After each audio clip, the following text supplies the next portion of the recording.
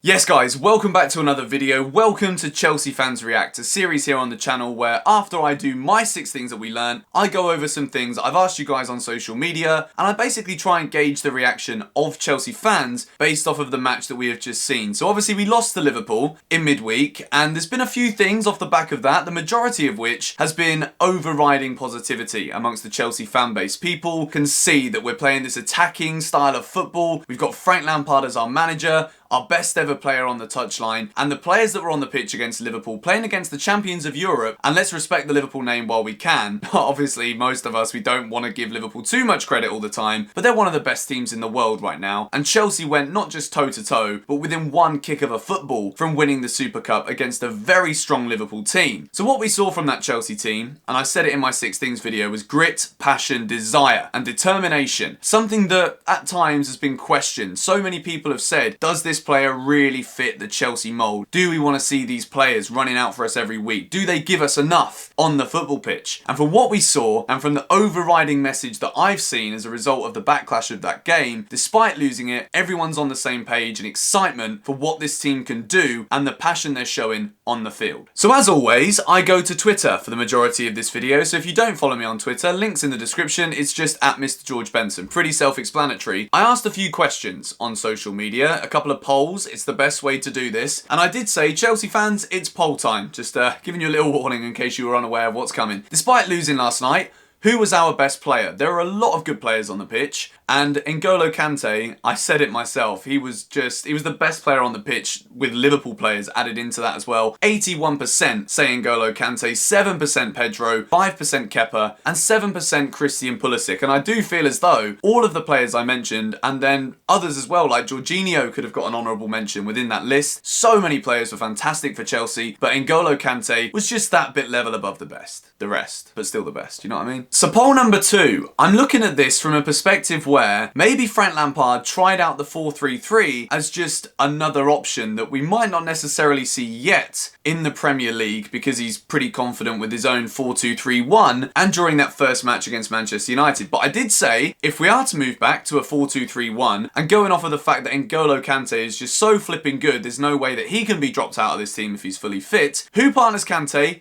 in the pivot, Kovacic or Jorginho? Everybody said Jorginho. I say everybody, it's like 4 in 5 people said Jorginho. 79% to 21% in favour of Jorginho. Jorginho had a great game against Liverpool and I certainly didn't give him enough credit within my 6 things we learnt video because there were other points that I personally wanted to make more. So it's not a fact of me not rating Jorginho or I've got an agenda against Jorginho. I promise you I don't. If anything, I'm going to be his biggest fan this whole season because I feel like I unjustly criticised him last year. Maybe at times justly, but the majority of the time it was based off of not really understanding his game, which I feel like I understand better now. So despite Kovacic being very good again, the majority said Jorginho, who starts as our striker against Leicester on Sunday. Obviously Tammy missed the penalty. I feel like a lot of people will base their responses off of the fact Olivier Giroud scored a goal, Tammy Abraham missed the decisive penalty. 44% say Olivier Giroud, 23% say Batshuayi,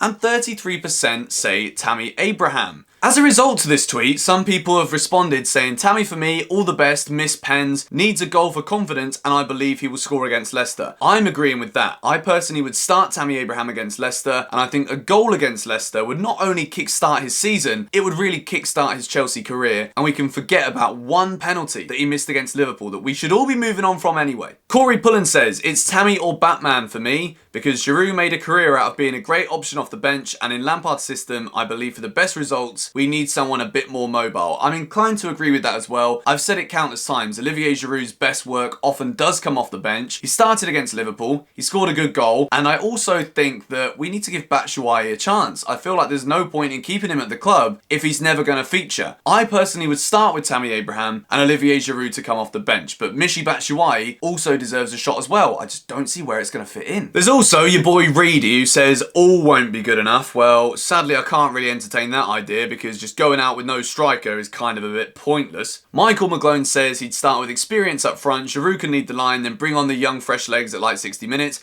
I can also understand and agree with that point to some extent as well, because we've obviously got a lot of pace in the likes of Pulisic that can come in. He'll probably start against Leicester because he played so well against Liverpool. But Olivier Giroud, He does know how to lead the line. It's just whether or not the wingers that are playing around him are going to be able to understand Olivier Giroud enough to actually not just create the opportunities, but finish them off as well. That's how you win football games. But Tammy Abraham needs to be shown that despite missing a penalty and not necessarily having his best match against United, I don't think he was bad against United at all, to be honest. He needs to be given another shot. If he's been given the role as the number 1 striker, the number 9 at Chelsea Football Club, you can't just not back him after missing a penalty in a shootout and not scoring on the opening day of the season. You can't. So moving on from the striker discussion, let's go to the final poll that I posted on Twitter. When Rudiger is fully fit, who is his centre-back partner? So I consider Rudiger to be our best centre-back, and at the moment, it's like Zuma and Christensen are playing together in order for Frank to see who is the stronger option to partner Rudiger at the back. Somebody responded saying Christensen and Zuma. There is a chance of that happening, of course, but I personally believe Rudy is in fact our best centre-back. So Rudy and Zuma gets 22%. 58% say Rudy and Christensen, 10% go with Rudiger and Tomori, and 10% also go with Rudiger and Azpilicueta. Obviously, there are many different combinations we could see at centre-back, and I've only based these polls, like I've already said, off of Rudiger being, in my opinion, our best first choice centre-back, but it seems as though Rudiger and Christensen is currently the number 1. One thing I didn't mention in my 6 Things We Learnt video was that Christensen was actually playing some passes that I said was very important from David Luiz before he was sold. David Luiz is able to play those 30, 40-yard passes to split the game open, to put attack straight into defence. No, the other way around. Defence straight into attack without having to always rely on Jorginho as that engine in the midfield to break up the play and be the transitional player in the middle. Christensen was playing some long balls and they were working very well. It's very accurate,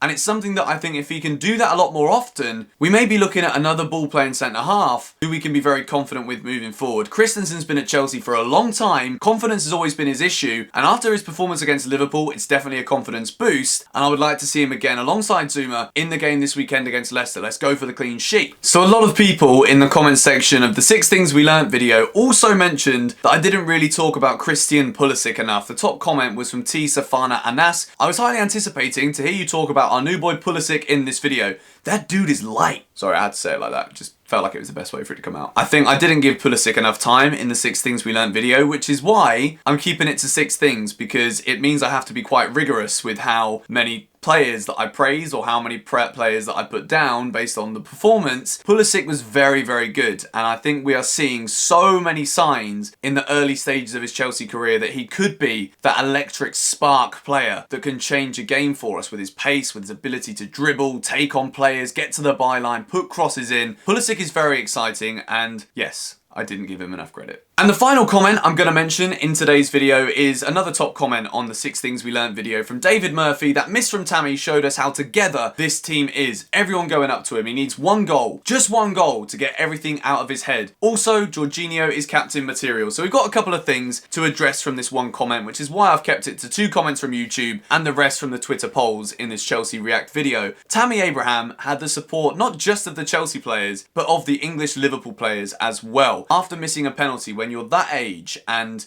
it's in such a big moment, it's the highest pressure moment of his career at Chelsea and his career in general, to be honest. I feel as though a Super Cup final against the champions of Europe, Liverpool, it doesn't get any bigger than that for Tammy Abraham at this stage. I mentioned it on my stream when Mason Mount stepped up. If he missed it, it could be a disaster for his confidence. But I think with Tammy, what we saw from the Chelsea players, everyone was around him. Everybody knows that for him, in that moment, his head must have just been swallowed by shame, guilt, whatever it may be that he missed that penalty. And I'm not saying that he should feel that, because at the end of the day, as soon as he missed that penalty, I was straight on the bandwagon of, we've got to support him. We've got to get behind him. All of the players did that, and it shows the togetherness. And I feel as though that all comes from Jody Morris, Frank Lampard on the touchline, where these are proper Chelsea boys. And they're not just wanting Chelsea to do well and the players to perform because it's their job. They want them to do well and they want them to perform because they're Chelsea fans. And this is already translating on the pitch, and we're seeing a togetherness that is going to be key